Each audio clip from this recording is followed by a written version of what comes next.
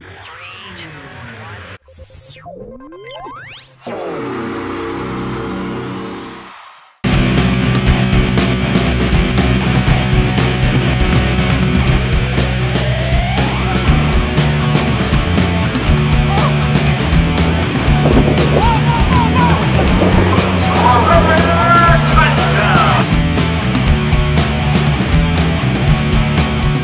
everyone to the Red Raider Report. I'm Zach Long. Today we start a look at the Big 12 South Division, an absolutely loaded docket of teams this year. Last season, 3 of them tied for the South title. We might be in store for the same this year with the teams returning the talent that they are. We're going to start first with the Baylor Bears. You know, at the start of this season, they're talking 2 things in Waco. 1, bowl eligibility, 2, winning season. Not something that normally goes with Baylor, but they have a lot of talent and the capability to pull exactly those 2 feats off. We're going to start with our keys to the Baylor Bears. Our first key, and the majority of the reason for the excitement in Waco, Robert Griffin, the sophomore quarterback coming back after an outstanding freshman year. He accounted for 2,934 total yards, 28 touchdowns. And by all accounts, over the summer, he's gotten bigger and stronger. Art Briles expects a lot out of this young man, and the team is going to key around him. He is the #1 reason Baylor is going to look at going bowl eligible this year and possibly pulling off a winning season. He's got a lot of talent around him, though. Offensive key, Kendall Wright had a great freshman year in his own respect, an All-American honors last year. He's going to be Griffin's #1 target at the wide receiver.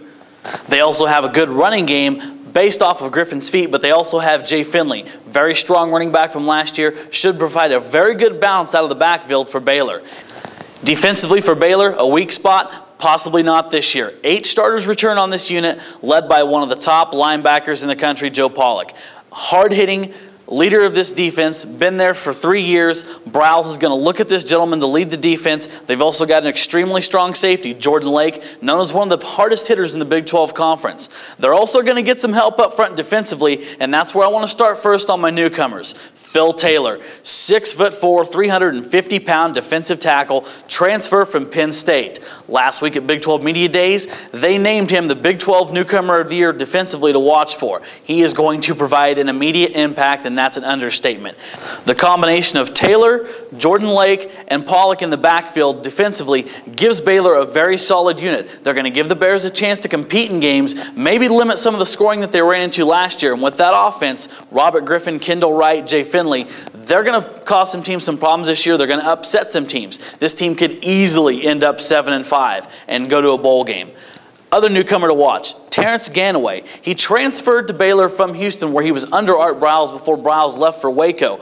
Could provide a good 2-back punch for Baylor. Him and Finley paired together could cause some problems there. The schedule for Baylor, not exactly easy, but they got a chance to get off to a good start. Game #1 at Wake Forest. Last year they were a little outmatched in Waco and lost that game. This year, a little different terms. Wake Forest rebuilding some portions of their team. They have a good quarterback. Baylor, though, more balanced this season. If they can get off to a start on the road at Wake Forest with a win, it's going to set up the line of success to come for that. UConn at home should be a winnable game. Northwest State, Kent State. Baylor starts 4-0. They're going to go to a bowl, I promise you. Big 12 schedule, at Oklahoma to start the year. If you're going to get OU, you might as well get them early. Then from there, at Iowa State, Oklahoma State, big game for them. Nebraska at home. They get both those teams at home, give them a chance to maybe pull an upset there. At Missouri, Texas and Waco as well. They have a very favorable home schedule. At A&M, and then of course they finish the year with, I think, is going to be one of the more exciting games in the Big 12 Conference, believe it or not, in Arlington, in Jerry's new stadium, against the Texas Tech Red Raiders. Should be a very exciting game with 2 high-profile offenses. But key for Baylor this year, watch Robert Griffin. He's going to light people up. This might be his last year in college football with the talent that he really has, and I think people are going to enjoy watching him. And overall, for Baylor and Art Briles, they've installed confidence in this football team. And like I said, I think Baylor can go to a bowl this year and bring a little excitement back to Waco, because they probably deserve it with the class act coach they have and this talent. Last season ended on an extremely sour note for the Oklahoma Sooners again. Another BCS bowl loss, this time to Florida in the national championship game. They had some talented underclassmen that could have declared for the NFL draft. They didn't. Sam Bradford, Gerald McCoy, Jermaine Gresham, all possibly first-round draft picks, chose to come back to Oklahoma. The moment they made that announcement, it set a tone that not only was Oklahoma a threat again next year for a national title, but these kids came back for that reason. to win a national championship at Oklahoma. They're an extremely loaded football team, and we're going to start with the keys for Oklahoma. Not surprisingly, the first key for Oklahoma, Sam Bradford. Defending Heisman Trophy winner, as he goes, so does the Sooners. He came back to Oklahoma to simply win a national title this season. His adaptation to tougher situations is going to be key for Oklahoma. Responding to the situations when they're down just a little bit more, Bradford is going to become a better player and maybe be a more complete quarterback this season. He has a lot of confidence around him because he has an extremely good offense. We're going to start with the running backs. Oklahoma has a host of them. DeMarco Murray, Chris Brown, Moses Madu, three of the best backs in the conference, two of them 1,000-yard backs from last year, two of them already on preseason watch list.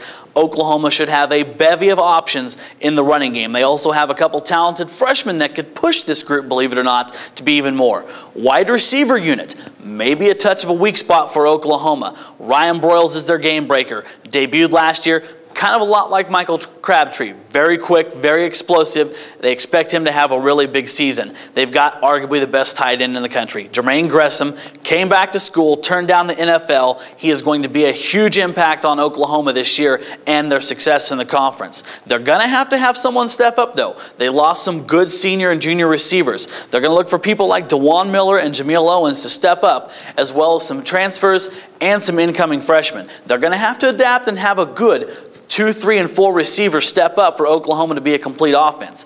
But they recruit talent. They probably won't miss a beat initially, as some of these kids will step up and provide what they need.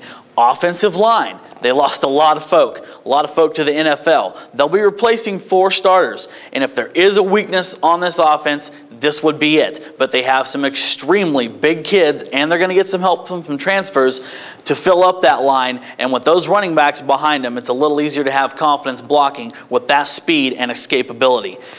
Defensively for Oklahoma, this could arguably be the best defense Bob Stoops has put on the field for the Sooners during his tenure, and that's saying something. You start first, Gerald McCoy, one of the top defensive linemen in the country. Great kid, great demeanor when you're around him, but when he's on the football field, he's flat nasty. He's going to be the center point of a very deep, very strong defensive line. Has a lot of people going around him. Kids that started at Oklahoma at one time during their career are now at 2 or 3 on the depth chart because so much talent has been inundated, especially at the defensive ends. You get Austin English back this year.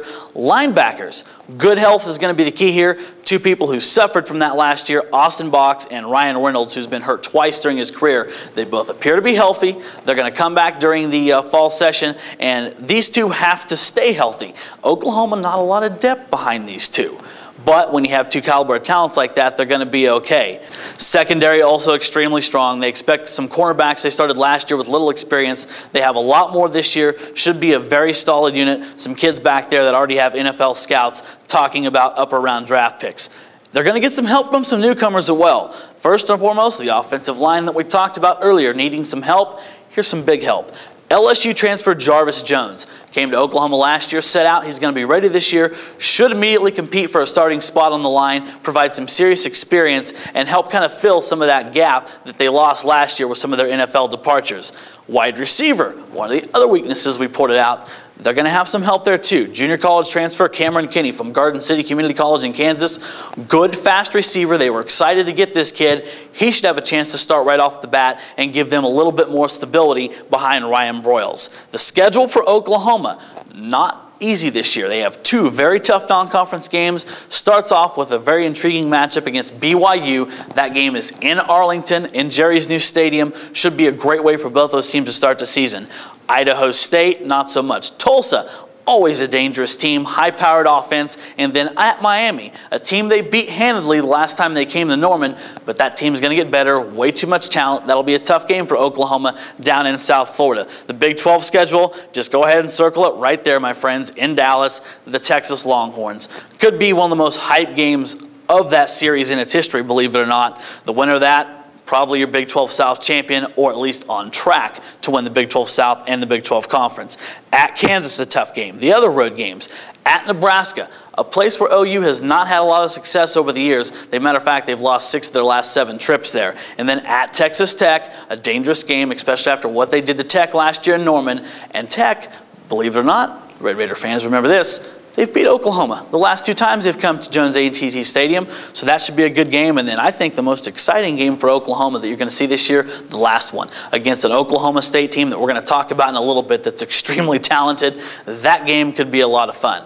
But that's going to wrap up our look right now at Oklahoma and the Baylor Bears. We're going to come right back and take a look at 2 of the more powerful teams in the Big 12 South Conference, the Texas Longhorns and the Oklahoma State Cowboys.